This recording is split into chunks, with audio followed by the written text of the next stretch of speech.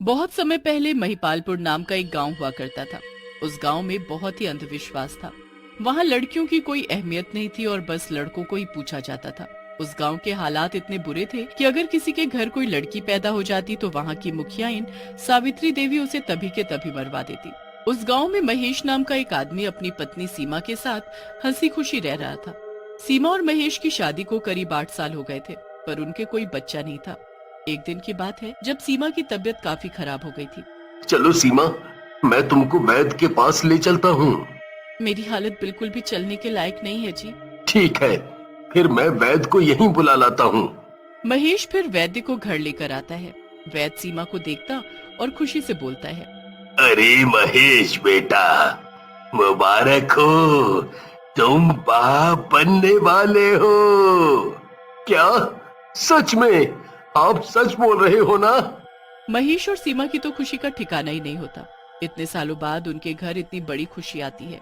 महेश सीमा का बहुत ध्यान रखता है और सीमा भी हर पल अपने बच्चे का इस दुनिया में आने का इंतजार करती है।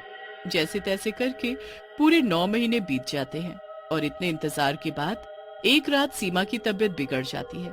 उस रात बहुत तेज आंधी तूफान आ रहा होता है और महेश सीमा को लेकर ही नहीं जा पाता और सीमा को जुड़वा बच्चे होते हैं, एक बेटा और एक बेटी। देखो जी, हमें भगवान ने दो दो बच्चे दिए। हमारी बेटी तो देखना कितनी सुंदर है, कितनी प्यारी है। सच में सीमा, ये तो बहुत ही प्यारी है। इसका नाम हम परी रखेंगे। सच में बिल्कुल परी जैसी है ये। पर ये तो लड़की है ना, इसको तो सावित्री देवी ले जाएगी, इसे मार डालेगी। नहीं नहीं, मैं अपनी बेटी नहीं दूंगी। आप यहाँ से भाग चलो, हम अपनी बेटी को मरने नहीं देंगे। मैं अपनी बेटी को कुछ नहीं होने दूंगा। हमें इसे उस सावित्री देवी से बचाना होगा। एक काम करते हैं, मैं इसे अभी के अभी तुम्हारी बहन को शहर दे आता हूँ। बस यही तरीका है इसे बचाने का। नहीं, मैं इसे अपने से दूर नहीं करूंगी। एक काम करती हूँ, मैं इसे छुपा दूंगी और घर से बाहर ही नहीं निकालूंगी। और गांव वालों को क्या पता कि हमें जुड़वा बच्चे हुए हैं। हाँ, ये तरीका भी सही है। बस फिर उस दिन से महेश और सीमा परी को घर में छुपा कर रखने लगते हैं। धीरे धीरे सालों निकल जाते हैं और परी काफी बड़ी हो जाती है। परी, तुम घर के अंदर ही रहना और बाहर बिल्कुल मत निकलना। हम्म। ठीक है बाबा। सबके जाने के बाद परी चुपके से खिड़की के बाहर देखने लगती है। परी का बाहर घूमने जाने का बहुत मन करता है। अगर मैं बाहर गई और माँ को पता लग गया तो माँ बहुत डांटेगी। पर मैं ऐसे कब तक घर में रह सकती हूँ।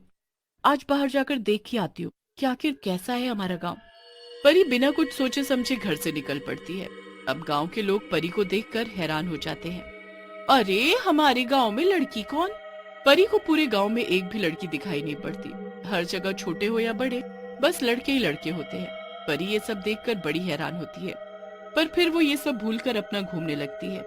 घूमते घूमते परी शांति देवी के घर के बाहर पहुंच जाती है। ए लड़की। जी बोलिए। कौन हो तुम और यहाँ हमारे गांव में क्या कर रही हो?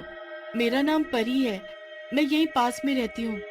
वो शांति देवी है ना, बस उनसे बचाने के लिए मेरी माँ मुझे घर से बाहर ही नहीं निकलने देती। शांति मन ही मन गुस्से में लाल हो जाती है।